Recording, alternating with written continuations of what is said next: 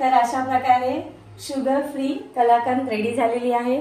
तुम्ही नक्कीच ट्राय करून बघा। नमस्कार, मी उर्मिला चव्हाण, आरसी ब्लॉग मध्ये तुमचं स्वागत आहे। आज आपण कलाकंद करत आहोत। तर यामध्ये आपण साखरेचा वापर नाही करणार आहोत, त्याऐवजी आपण खजूर वापरणार आहोत। त्यासाठी काय काय साहित्य लागतं ते तुम्ही इथे बघू शकता। इथे मी खजूर घेतलेले आहे, 5 खजूर घेतले, मिल्क पावडर घेतलेली आहे, पनीर घेतलेलं आहे, मिरची पावडर आहे आणि अर्धा कप दूध आहे। आता चला मग आपण करूया कलाकंद। खजूर घेतले आहे, खजूरमध्ये आपण दूध टाकून घेणार आहोत आणि 15 मिनिटं भिजत ठेवणार आहोत आणि 15 मिनिटं भिजल्यानंतर आपण मिक्सरमध्ये बारीक करून घेणार आहोत। 15 मिनिटं झालेली आहेत। मी इथे बारीक मिक्सरचा जार घेतलेला आहे आणि यामध्ये आपण बारीक मिक्सरच्या जारमध्ये जे भिजवलेले खजूर आणि दूध ते यामध्ये बारीक करून घेऊया।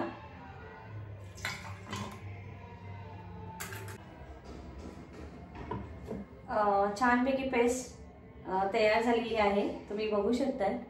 तर आता आपण पॅन गरम करत ठेवूया।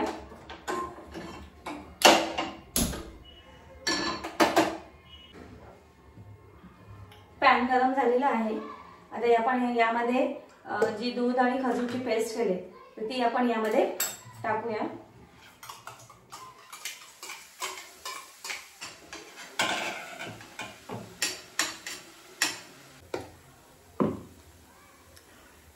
थोडं यामध्ये आपण दूध टाकूया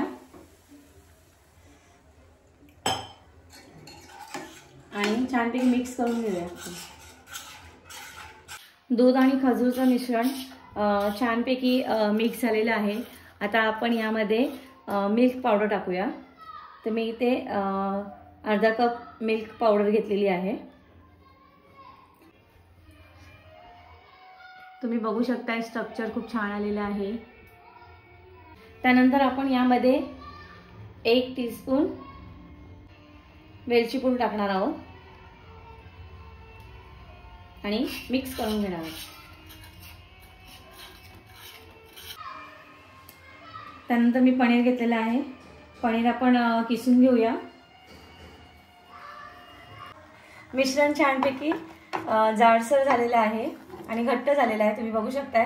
आता आपण यामध्ये पनीर टाकणार आहोत। तर मी इथे पनीर घेतलेलं आहे आणि आपण इथे यामध्ये पनीर मिक्स करणार आहोत। तुम्ही ही रेसिपी नक्कीच ट्राय करून बघा, खूप छान लागते। जसे की आपण बाजारातून विकत आणल्यापेक्षाही खूप छान लागते आणि खूप हेल्दी आहे। त्यामुळे तुम्ही जास्त खाल्ली तरी पण तुम्हाला असं गिल्ट फील नाही होणार की मी साखर जास्त खाल्ली म्हणून। तुम्ही कितीही खाऊ शकता। तर नक्कीच ट्राय करा। मिश्रण झालेलं आहे। आता आपण गॅस बंद करत आहोत। त्यानंतर आपण एका डिश मध्ये काढून घेत आहोत। पसरून घ्यायचं।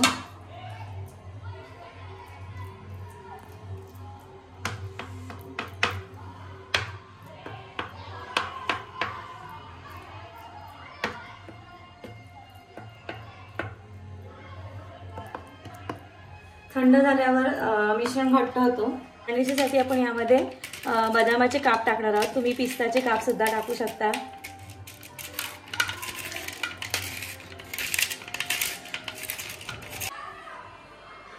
मिश्रण थंड झालेलं आहे। आता आपण याचे काप करून घेऊया।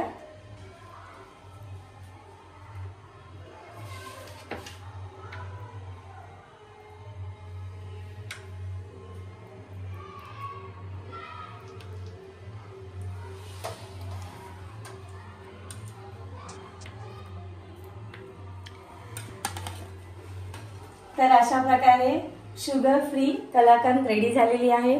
तुम्ही नक्कीच ट्राय करून बघा। ही रेसिपी जर तुम्हाला आवडली असेल तर